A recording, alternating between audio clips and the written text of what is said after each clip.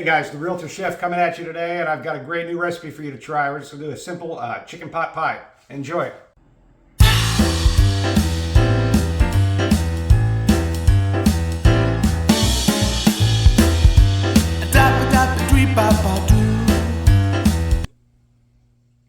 As you can see, it's just like a light bubble, usually about 3 hours.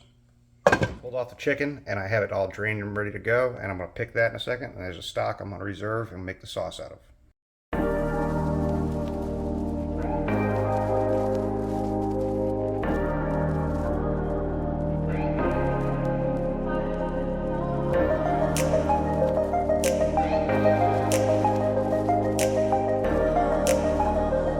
Alright, so our sauce has come to a thick consistency now. See it simmering away there. Add the chicken in that's been picked.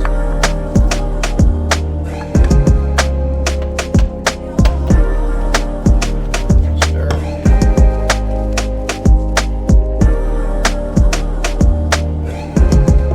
So I'm going to roll the crust out and get it in this pan here. We're going to bake it off just a little bit so we can get the filling in there and not be soggy.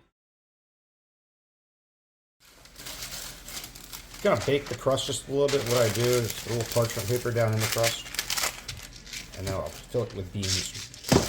And to keep the crust from rising and bubbling up on us. And that's going to go into a 350-degree oven for about 15 minutes. All right, now that I got this par baked, it's like you see, it's almost done on the top there. Put that in. And like that. My crust out the fridge.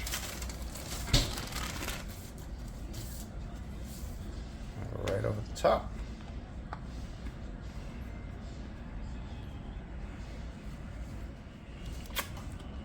Oh yeah, very hot. That's going to go in the oven 350, 25-30 minutes.